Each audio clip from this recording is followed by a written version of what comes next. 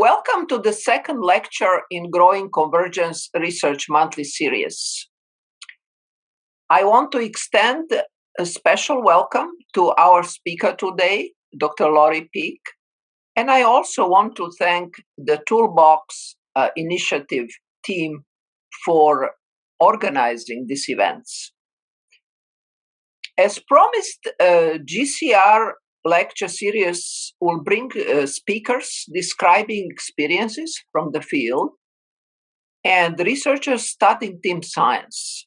We do have two additional events in May and June of this spring to be followed what we hope is series of lectures in the fall as well. The purpose of these lectures is to share do's and don'ts of bringing or building convergent teams, but also building a community of practitioners. In order to make sure that a broader research community has access to these lectures, we are recording the lectures and we plan to post them.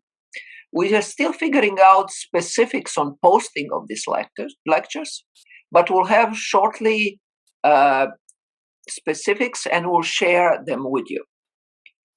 Please note that we will be posting only the actual lectures and not the Q&A sessions, because that will give you full freedom of discussion following each of the lectures. And with that said, I think it's time to hand this over to Michael, who will do the formal introductions of our speaker. So thank you for joining the GCR community. Thank you very much, Dragana. Welcome, everyone. This is the NSF Growing Convergence Research Lecture Series, as Dragana mentioned, sponsored by the National Science Foundation Growing Convergence Research Program and organized by the Toolbox Dialogue Initiative. My name is Michael O'Rourke, and I'm the director of the Toolbox Dialogue Initiative. I work with my colleague, Chet McCluskey. Chet is also a member of TDI, as we call it. He's the source of all of the emails. As the host of the session, we like to begin each series lecture with the land acknowledgement from Michigan State University. Michigan State University occupies the ancestral, traditional, and contemporary lands of the Anishinaabe, Three Fires Confederacy of Ojibwe, Odawa, and Potawatomi peoples. In particular, the university resides on land ceded in the 1819 Treaty of Saginaw. We recognize Michigan's 12 federally recognized Native nations, historic Indigenous communities in Michigan, Indigenous individuals and communities who live here now, and those who were forcibly removed from their homelands. In offering this land acknowledgement, we affirm Indigenous sovereignty, history, and experiences. If you are interested in learning more about this land acknowledgement or land acknowledgements in general, I'll put a couple of links in the chat here when I'm finished. The goal of the NSF Growing Convergence Research Lecture Series, as Dragana mentioned, is to provide especially GCR awardees, but really anybody interested in the phenomenon of convergence, with insights into the nature and practice of convergence research that can be introduced into specific convergence projects. So we're really interested in reaching out to experts like Dr. Peek and others who can help us think about how to conduct convergence research and how to successfully pursue convergence research objectives. Our next speaker will be Dr. Maritza Salazar from the University of California, Irvine. She will be speaking on Thursday, May 27th from 4 to 5 p.m. Eastern Time. Her presentation will focus on results concerning the use of scaffolding interventions in the context of team science projects like the projects funded by GCR. We hope to see you here in just a little bit over a month from now. As Dragana mentioned, we'll be recording the session for posterity and maybe more proximally for folks who missed it who want to hear about what Dr. Peek has to say. We'll ask that you post questions in the chat or the Q&A. You can use either of those if you wish. We'll keep track of the questions as they come in and ask them in the order they arrive when we get to the question and answer part of the session. So I'll read the questions out loud so that they're in the so that everybody can hear them, and then Dr. Peak will answer them. So if you want to put your question in the chat or Q&A, please do that as soon as you wish. We are thrilled today to have with us Dr. Lori Peak as our speaker. Dr. Peak is professor in the Department of Sociology and director of Natural Hazard Center, the Natural Hazard Center at the University of Colorado Boulder. She leads the NSF-funded Converge facility, which is dedicated to improving research coordination and advancing the ethical conduct and scientific rigor of convergence research in disasters. She also serves as principal investigator for the NSF-supported Social Science Extreme Events Research and Interdisciplinary Science and Engineering Extreme Events Research Networks. Dr. Peak studies marginalized populations in disasters and is author of Behind the Backlash, Muslim Americans After 9/11, co-editor of Displaced, Life in the Katrina Diaspora, and co-author of Children of Katrina. Today, she is with us to deliver an NSF Growing Convergence Research lecture entitled Converge, Coming Together to Advance Hazards and Disaster Research. Dr. Peak. Michael, thank you so much for that introduction. And it's so nice to see some familiar names in the participant list and also many new names. And so just thank you to everyone for making time for this afternoon. I have to tell you that this morning I actually got my second COVID vaccine at 9 a.m. Mountain Time. And so if I go off the rails mid presentation, you'll know the symptoms have kicked in. But I'm hoping everything will stay strong. And again, it's so nice to just be welcomed here today. And thank you for honoring me with the invitation. I'm really excited to be here and want to give a special thanks to Dragana and to Michael and to Chet for everything you've done to pull this series together. And thank you for inviting me. And so I'm going to share my screen. And as Michael said, today I'm going to present on the National Science Foundation funded Converge facility and talk about how we can come together to advance hazards and disaster research through using a convergence framework. And as Michael said, I'm a professor of sociology, but also direct the Natural Hazard Center, which is one of the nation's oldest social science hazards and disaster research centers. It was actually founded at the University of Colorado Boulder in 1976 and has been for over 40 years, has served as the National Science Foundation designated information clearinghouse for the societal dimensions of hazards and disasters. And I returned to the Natural Hazard Center. I actually did my PhD at CU Boulder, graduated in 2005, and then in 2017 had the wonderful opportunity to return to the university as the director of the center. And then in 2018, we actually received support from the National Science Foundation to start this whole new initiative called Converge under the umbrella of the Natural Hazard Center. And so I take the title of the Toolbox Dialogue Initiative seriously. And so today I'm going to share with you some background on hazards and disaster research and why I think this field is so primed to adopt a convergence research model. But I'm also really going to focus on some of the concrete tools, materials, and resources, as well as frameworks that we've been creating through the NSF Converge facility, that even if you don't study hazards and disasters, which I know most of you out there don't, that I still hope that some of these resources and tools that we're creating can be of use and interest. So to begin, I'm going to start today with some framing related to post-disaster research and the long and really storied history of post-disaster reconnaissance and rapid response research, and talk some about the progress, pitfalls, and also possibilities that I foresee with convergence as our guide. And so just to give a brief definition of what am I talking about when I refer to post-disaster research.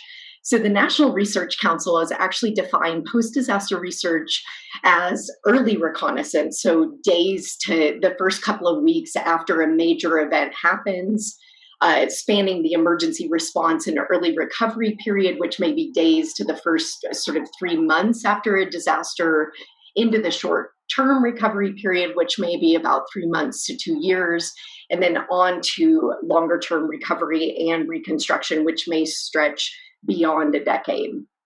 And so today, when I'm speaking, and especially speaking about team formation in the context of post-disaster research, but also about some of the tools and resources that we hope can be helpful before a disaster strikes, I really am talking about sort of that early period in the first days and months after a disaster. And this period has been labeled many things. Engineers oftentimes refer to this sort of research as post-disaster reconnaissance, while social scientists were much more likely to use the language of quick response research or rapid research. But what we share in common, regardless of our discipline, is that often these early field investigations that are launched soon after a catastrophic event, the goal is to collect perishable data. And for anyone who's ever applied for a National Science Foundation RAPID grant, you know that that is at the heart of the RAPID grant, is about collecting rigorous perishable data. And there's actually a very long history of post-disaster reconnaissance. And in fact, in the engineering community, in a fascinating paper that was published in 2014, the author actually traces the first ever post-disaster reconnaissance among earthquake engineers to 1627, following a magnitude 6.8 earthquake in southeastern Italy, after the catastrophic 1755 Lisbon earthquake, as well as the 1857 Neapolitan earthquake. Teams of engineers went out to assess both the properties of the earthquake itself, but also the performance of the built environment. Now, social scientists, we were a little bit behind that in terms of our first field investigation. So at least in the English language, we typically point to a 1920 study of the 1917 Halifax harbor explosion that happened in Nova Scotia, Canada, that resulted in the publication of Catastrophe and Social Change. And so those are some of the early precursors to modern hazards and disaster research. But it's worth noting that it wasn't really until the mid-20th century that earthquake engineering and other types of reconnaissance engineering programs, as well as social science, quick response research, really began to take off. And this was due in part to a range of agencies and organizations that really saw the potential to learn from disasters for the purposes of supporting society. So agencies as diverse as the United Nations, to the US, various branches of the US military, to the national academies and the National Science Foundation, and other funding bodies really began investing in systematic programs of post-disaster research. And some of the goals of these early programs were really practical, but also there was always a theoretical and scientific mission behind these early field studies, as is true today. And so, for example, engineering seismologist Nicholas Ambrosese, he wrote in 1988 that, quote, "It is increasingly apparent that the site of a damaging earthquake is undoubtedly a full-scale laboratory in which significant discoveries can be made by keen observers, seismologists, geologists, engineers, sociologists, and economists." Similarly, sociologists like myself have long been captivated by the study of disasters because what they can reveal about our social order. And so one of our pioneers in the social science realm wrote in 1961 that disasters, quote, "break the cake of custom, of the pre-disaster form of life, rendering social processes more visible and social problems more apparent." And so just as Charles Fritz was captivated in the 1960s by the study of disaster and what we could learn about society during these moments of collective crisis, to date, hazards and disaster researchers from a multitude of disciplines continue to learn from these so-called full-scale laboratories. And so I want to review just quickly some of the things that we've learned over the years from these quick response research investigations. And we really do have over 70 years of systematic research that we draw on as a community. And so the 70 plus years of engineering reconnaissance as well as social science research has led to true knowledge breakthroughs both within and across disciplines, and a robust body of research evidence that has informed a range of areas of core scientific study. And so just to give you a few examples of this, seismologists and others have made major breakthroughs in terms of actually characterizing the properties of a range of natural hazards, earthquakes, hurricanes, other major storms. Engineers have obviously made enormous progress in terms of characterizing the performance of engineered and non-engineered structures. Multidisciplinary teams have done a great deal to help understand what causes deaths and injuries in disasters, and with the ultimate goal of trying to ameliorate the loss of life. Also, social scientists have made enormous progress in terms of understanding protective action decision-making and other human and organizational behavior under conditions of extreme duress. And also, scientists across a range of disciplines have used quick response field studies to actually do loss estimation for future events to help communities and entire societies to become more prepared. Quick response research has also, from the beginning, for a long time, not only has it made theoretical breakthroughs, empirical breakthroughs, but this area of study, again, from the start, has really been unapologetically applied. And that's something that's always drawn me to this field, because the combination of the rigorous science, the theoretical grounding, but also the desire for application, which fits so well with Convergence and its problem focus, but also solutions orientation. So hazards and disaster research also has really strived to make sure that the research is applicable. And this has led to fundamental changes in policy and practice.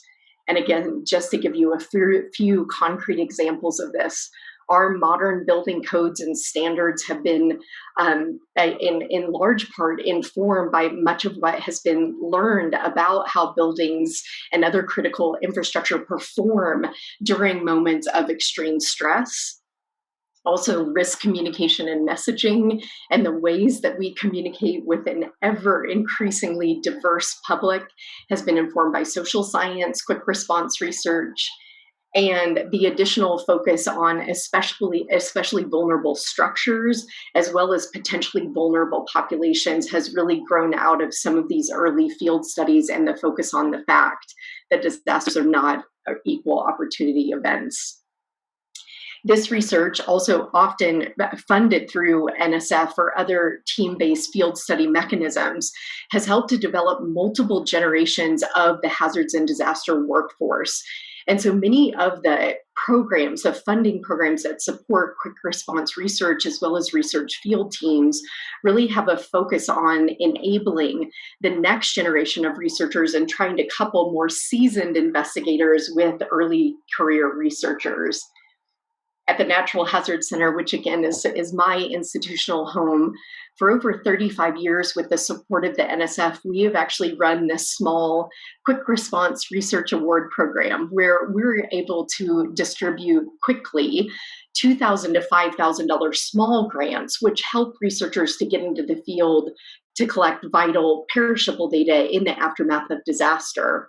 And as I'm going to talk about shortly, soon after, this quick response program over the decades has mostly focused on supporting social science investigators.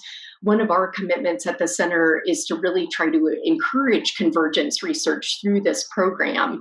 And so one thing that we altered with the program over the last couple of years is that investigators who are applying for these grants, who are working in a single disciplinary frame, they can receive a grant in the range of $2,000 to $2,500 to help support travel and data collection expenses, while those who are coming together across disciplinary boundaries and trying to do more convergence-oriented work, we support grants in the range of $5,000.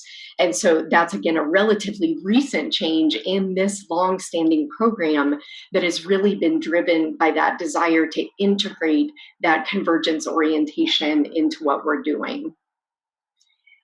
Fourth area where the importance of quick response research has really shown through is that, in particular, as disasters have increased in frequency and intensity, and as various scientific as well as federal mission agencies come together in the emergency response period with local and state officials, nonprofit organizations, and so forth, there is more demand than ever to integrate science and technology with disaster response to try to make evidence-informed decisions about where goods and supplies and rescue operations and so forth may occur in the context of a disaster. Quick response research data, though, isn't just leveraged in the immediate period following a disaster or when a disaster is unfolding. Oftentimes, quick response data, as well as data that's been collected through NSF Rapid grants, then gets leveraged to support much longer term and often more robust studies of recovery and resilience. So that quick response research can really plant the seeds for longitudinal studies. Now, 6, and this is where I'm going to start talking some about what we're doing with Converge. So one of the things that I've argued elsewhere and my colleagues have argued is that the long-standing reconnaissance programs in the hazards and disaster field have long been explicitly multidisciplinary in their focus. And the result of that is that this has really helped to prime the field of hazards and disaster research to progress into increasingly interdisciplinary and transdisciplinary spaces, which all of you out there who are now dyed-in-the-wool convergence researchers know that this is really one of the necessary preconditions for advancing convergence research, is that we increasingly move towards interdisciplinary and transdisciplinary work. And so to give you an example of one of those long-standing programs is the Earthquake Engineering Research Institute Learning from Earthquakes program, which has also been around for decades. And while the name of the institute is Earthquake Engineering Research Institute, and while initially they did indeed support predominantly engineering reconnaissance teams, over the years, EERI has increasingly brought together social scientists with earthquake engineers, with seismologists, with policy experts after major earthquake events to try to learn about various aspects of the social, natural, and built environment. And so the hazards and disaster field, we have many programs like this that have really, again, help to prime the field to move into increasingly convergent spaces. And so to this, that's sort of a concrete example of one of those programs, but I want to show you a graphic from the article that Chet so kindly sent around in advance of this webinar. And so one of the things that my colleagues and I did when we were trying to bring convergence research, a convergent framework, to the hazards and disaster field, we spent some time really trying to conceptualize what does this actually look like as we move from unidisciplinary spaces into transdisciplinary spaces. And so, again, one thing about the hazards and disaster field that I think has really primed us for this is while many hazards and disaster researchers, like myself, are trained in a single discipline, so I am trained in sociology, but in the field of hazards and disaster research, because disasters occur at the interface of the built, natural, social, and economic environments, the field for a very long time has occupied that really multidisciplinary space. But if we are going to continue to move towards convergence research as our guide in this field, one of the things that we've argued is that we are going to have more frameworks, more training programs, more opportunities to push us toward that further right side of the graphic with interdisciplinarity and transdisciplinarity at the center. And this is something I'll return to as I start to talk about some of our tools that we're creating through Converge. Now, I hope that that brief primer on a long history of disaster research convinced you that we have learned many things of great societal importance over the decades in terms of doing this kind of research. But as we talk about the promise of this field and its contributions, it's also important to recognize that there are many long-standing challenges associated with this particular form of research, as well as with hazards and disaster research more generally. And so I'm going to talk first about some of the root challenges that I think drive some of the other challenges that have received increasing attention in the scholarly literature. But I think many of the challenges that we face in doing quick response research, working effectively in teams, are driven by some of these root causes, which include, first, that at present, there is no universal definition of ethical behavior and conduct for disaster researchers. And what that means is that sometimes in some large-scale events that there have been challenges around the ethics of doing post-disaster investigations, whether researchers should be in the field during that sort of very early emergency response phase. So there's no universal definition of ethical behavior.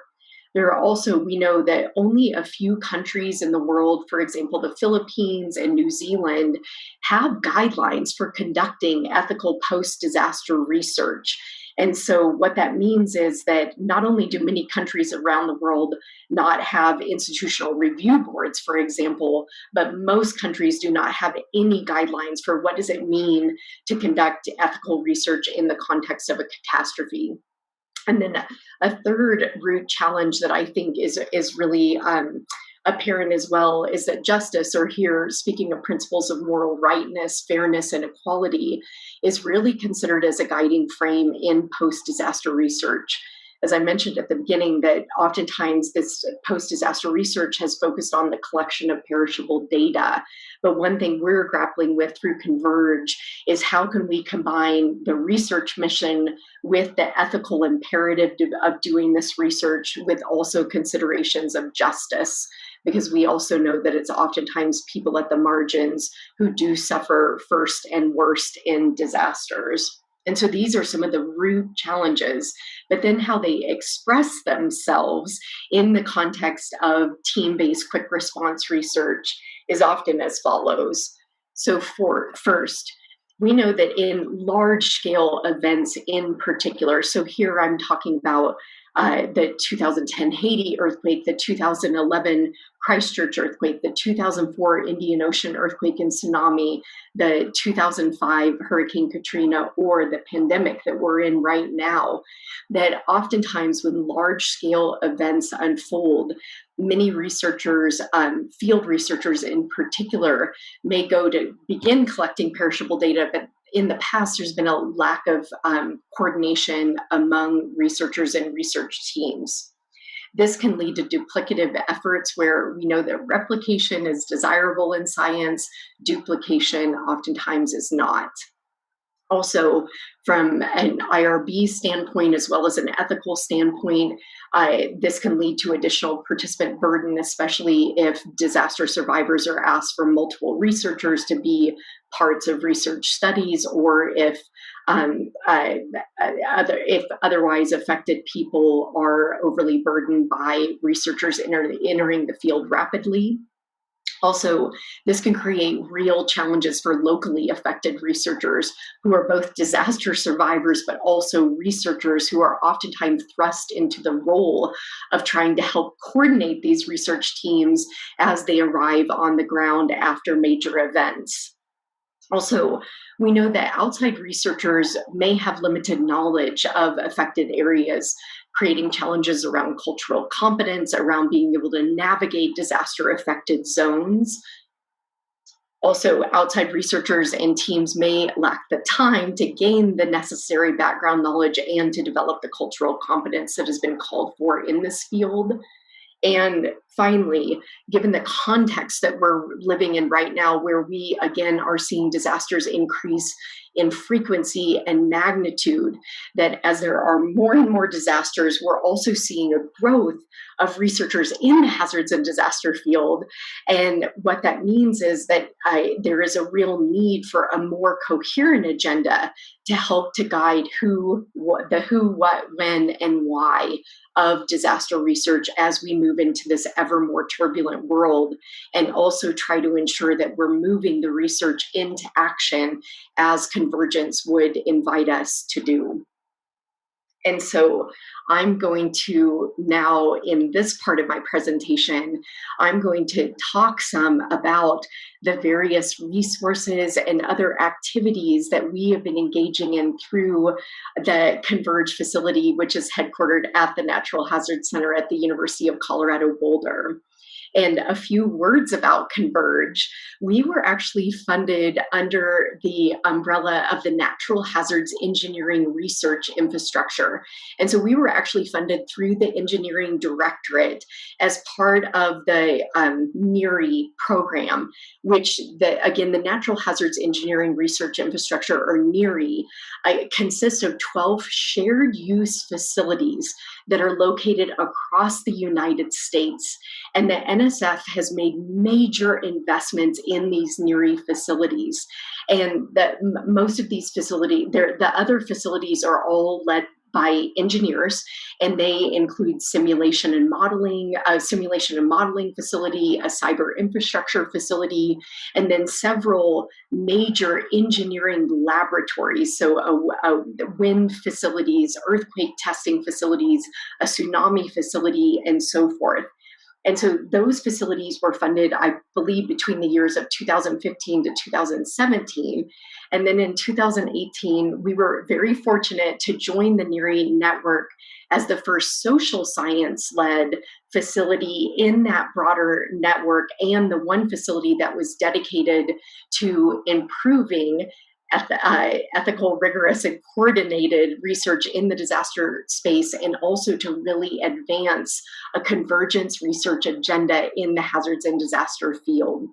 And so to do that through Converge, we have established a 5-step framework that we really work through and continually work through in this process as we collaborate with a variety of different partners in the hazards and disaster field. So I'm going to walk through each of those 5 steps. And so the first step in our process is all about identifying researchers, because as I mentioned before, as the number of disasters has grown, so too has the field of hazards and disaster research.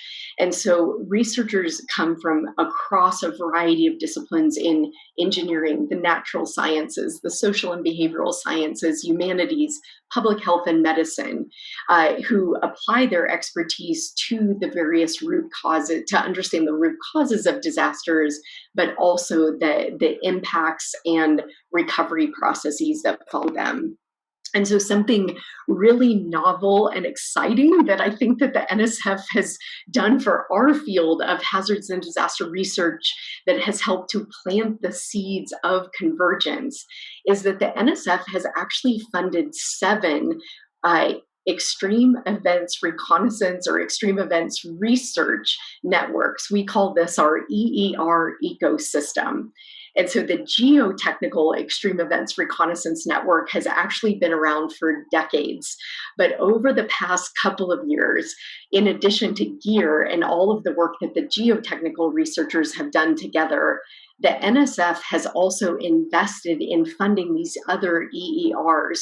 And so now we have an extreme events research network dedicated to the social sciences, to structural engineering, to nearshore extreme events reconnaissance, to operations and systems engineering, to sustainable material management, and also to interdisciplinary science and engineering. And so one of the things about having these research networks, it has both helped us to identify within disciplines who is operating in this particular research space. But I cannot overstate the power of what this has done to also bring us together across disciplines. And so identifying researchers is really the first step, because if you don't understand the research landscape in which you're working, you can't change that landscape. You can't move it towards that convergence goal that I know so many of us on this call today are working towards. And so identifying researchers is our step one. And I want to give you a concrete example of how we have identified researchers through the Social Science Extreme Events Research Network, which is one of the two networks that I lead in this broader ecosystem. And so SSEER, as we call it, was established in 2017 as a part of an NSF Eager grant.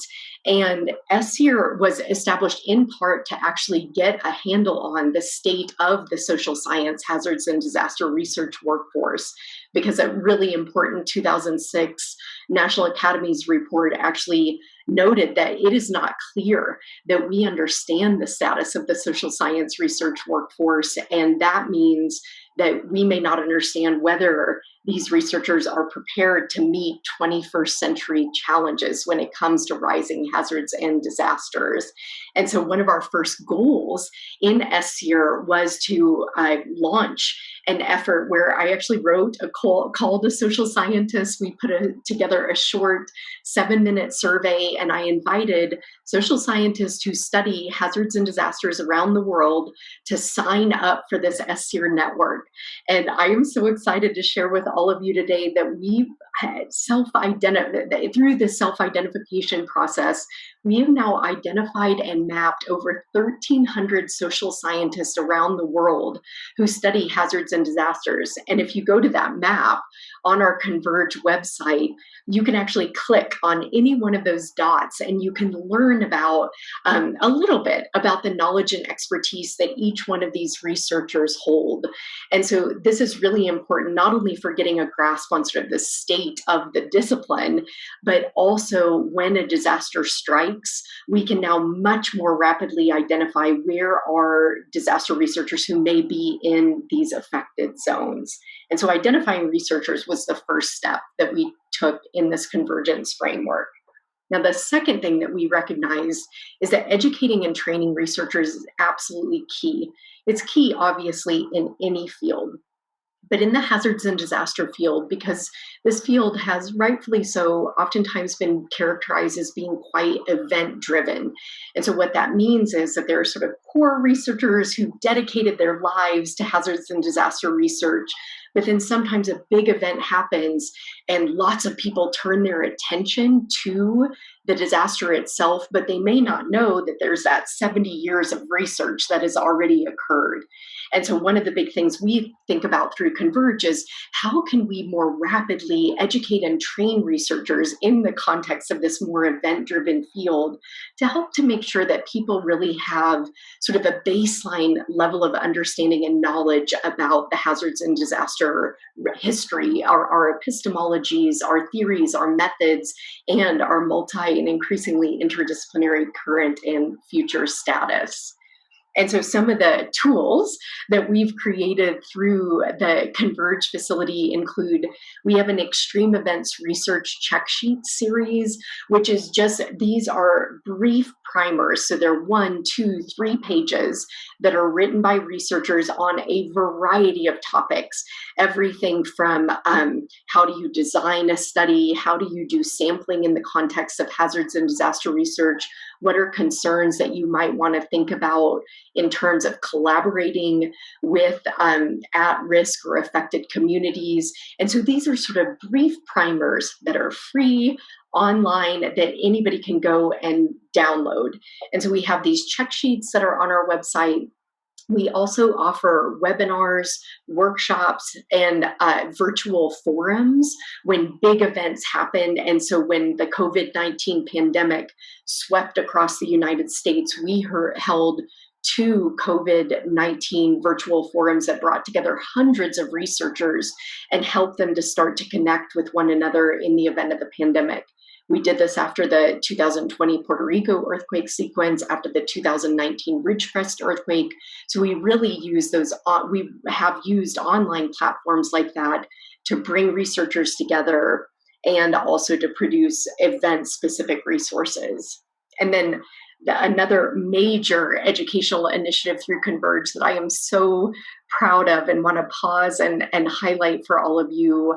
And I'm so thankful for my postdoc, Rachel Adams, and graduate student, Candace Evans, as well as several other students who've contributed to these training modules, which for the first time, we've really put together a series of free online. There are 30 to 60 minute modules that focus on a range of topics that are of importance to our particular field to help researchers to quickly background themselves on a variety of issues. And so far, we have rolled out 7 of these modules on the topics of social vulnerability in disasters, disaster mental health, cultural competence in hazards and disaster research, institutional review board or IRB procedures and extreme events research, broader ethical considerations, so moving beyond the IRB. We also have 2 additional modules on understanding and ending gender-based violence in fieldwork and a module on conducting emotionally challenging research. And these modules have been live for about a year and a half now. We try to roll one out about every 2 to 3 months. And so far, we have 2,936 registrants. And while most of our registrants to date are students and also located in the United States, because as Dragana said at the beginning of this, we're really trying to train researchers as well as practitioners. We've partnered with the Centers for Disease Control as well as the International Association of Emergency Managers, and so that you can actually get applied credits for doing these training modules. And so again, we're trying to make sure that the research, these are based on evidence from the hazards and disaster research space, that we're getting that into the hands of next generation researchers new to the field, but also to practitioners. Now, our third step in our convergence framework is to set a research agenda. And one thing that I was really clear about when we started this program of research was I didn't want this to be something top down that we would sort of write in our facility and try to disseminate out to the research community. That convergence is about us coming together to bring the best of our disciplines to try to characterize problems and to try to work towards solving those problems. And so in terms of setting a research agenda, I want to give you a concrete example of how we've actually generated 90 research agendas to date through the Converge facility. And so we actually did this through the COVID-19 working groups, which we stood up within 1 month of the lockdowns that happened here in the United States. And so after those virtual forums that I mentioned to you earlier, we actually invited researchers, because I saw there was a lot of researchers were connecting through those virtual forums. They were finding common areas of interest. So we quickly stood up a call for COVID-19 working groups, and here were the requirements for these groups. So they had to have a clear focus area because obviously COVID has left no aspect of our society untouched. So we said you have to have a clear focus area of what you want to study. They had to be led by a public health or social behavioral or economic sciences researcher, but then we required that this was going to be the leadership for it, but then we required that they would have a diverse team to encourage convergence research. So at minimum, these COVID-19 working groups had to bring in a minimum of 3 disciplines, and we gave preference for groups with a commitment to historically underrepresented groups and to students. And then we asked groups to identify their status, if they were already formed and open, to having new people join, if they were formed and closed, or if they were in formation and recruiting members. And then we asked for a budget and budget justification for a $1,000 award. And so in the end, we received 124 applications for these COVID-19 working groups, and we had $90,000 available for this, and we funded 90 groups.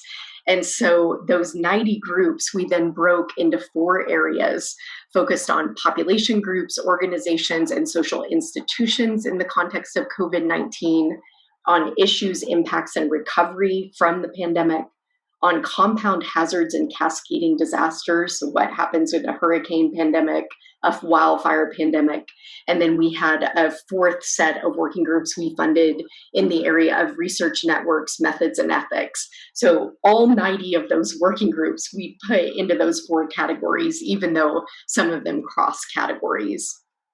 And so just to give you a sense of who ended up in these working groups, we had over 1,300 researchers involved in the 90 COVID working groups. And the groups ranged in size from the minimum of 3 participants all the way up to 82 participants, but the average group had 11 members. Most were affiliated with academic institutions, but we also had representatives from local, state, and federal government, the private sector, and the nonprofit sector, which again speaks to the need of convergence, not to just cross disciplinary boundaries, but also organizational boundaries. In terms of career stage, we have had everyone involved in these, from undergrad students to seasoned veterans in the field. Dozens of academic disciplines ended up being represented, including public health and the social sciences, but also within engineering, biomedical sciences, and beyond. In terms of diversity, we had about an equal number of men and women who were involved in terms of working group leads and membership. And we also had working group leaders and members from across a number of historically underrepresented groups that NSF supports and encourages.